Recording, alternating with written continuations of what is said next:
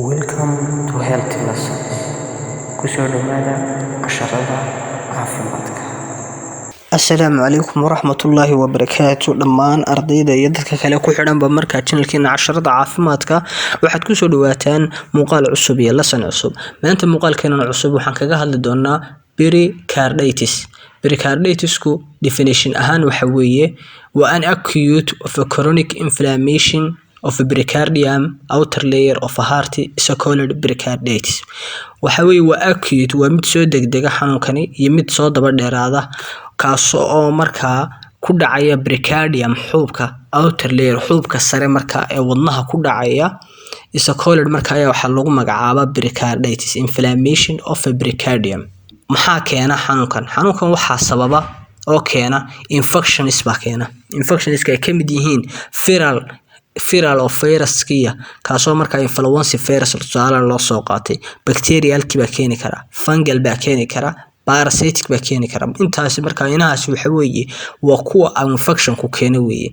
Tuberculosis baa keeni karta, TB qofka ku dhacday oo kale ayaa keeni karta.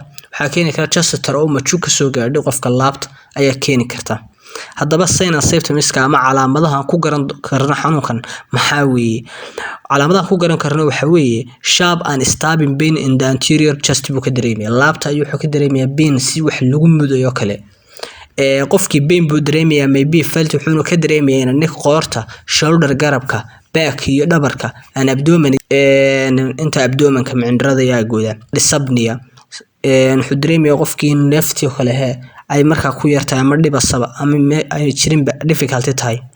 Sweating buu qofkii lagu arkay dhidid. Qofkii waxa lagu arkay oo kale dysrhythmia oo sida garaaci wadnaha in qofkii uu difficulty noqdo ama la waayaba. Dry cough baa qofkii lagu arkay qufac qalalan yeesho, fever xumad yeesho, chills baa lagu arkay qandho. Haddaba xanuunkan diagnostic finding ama diagnosis xanuunkan hadda maxaan ku ogaanaa xanuunkan inuu jiro? Waxaan ku ogaanaa qofka anagoo chest x-ray laabta bal ka saarno x-ray, inaan ECG u dirno computerka wadnaha u dirno, inaan CBC oo complete blood count inaan dhiig guud ka qaadno. Dhiigga guud maxaan ku ogaanaa in infections bal waxaan u keenan sidaan ku ogaano, inaan MRI scan saarno. Haddaba complication ayaa jira ama cawaaqib xumo. Xanuunkan haddaba cawaaqib xumada ka soo gaaraysa qofka waxaa kamid ah heart failure, inuu wadnihiisi shaqadii gabo oo camal shaqadii wadnuhu jidhka u hayay ayaa meesha ka baxaysa. Haddaba medical managementiga haddaba management ahaan haddaba medical ahaan ama daawo ahaan maxaan siinanaa? Qofkan waxaan siinanaa antiviral. Haddii viral infection hadduu waxaan keenay virus keenay, antiviral baan siinanaa.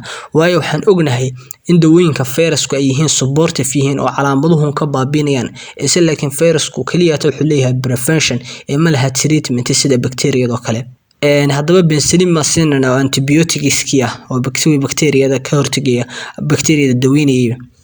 Waxaan siinanaa antimicrobial oo sida Cefoxitima. Waxaan siinanaa analgesic oo markaa ah xanuun baabiyaal baan siinanaa oo NSAIDs ay kamid yihiin. Antifungal baan siinanaa dawooyinka antifungalka oo fungal in case haddii xaalad ay jirto oo fungal infection waxaan fungus keenayba marka waxaan doonayaa siinanaa markaa dawooyinka antifungalka ah. Haddaba nursing management ka nursing ahaan adiga haddaba maxaad ku maareynaysaa qofka noocan oo kale ah ama xanuunkan la soo darsay? Waxa lagaga baahan yahay to relieve pain inaad qofkii hortu ka daaweyso painkii adoo markaa baa minister u qoraya analgesic adoo u qoraya, inaad to provide psychological support u sameyso, inaad siiso psychological support oo maskaxdiisa ka taageerto as well as health education aad barto hada ku wacyigeliso caafimaadkiisa to reduce anxiety of patient sidoo qofkan bukahayo uu walwalka saga yareyn lahaa. Waayo waxaan ognahay haddii qofku walwal ku bato inuu xanuunkan calaamadihiisu ay ku sii siyaadi karaan. inaan qofkii encourage ku dhiirigelino patient qofkii bukaa to bed rest inuu iska nasto qofkii aan ku dhiirigelino wana chest pain marka uu laabta ka xanuunto aan fever iyo qandho ku timaado. Calaamadaha noocan oo kale sida chest pain iyo fever qofka marka ku timaado kaliya waxaad ku dhiirigelisaa inuu iska nasto oo sariirtiisa iska jiifsado. Inahaas ayaan ku soo koobanaa. Wabillahi tawfiiq. Aad baan u mahadsantihiin.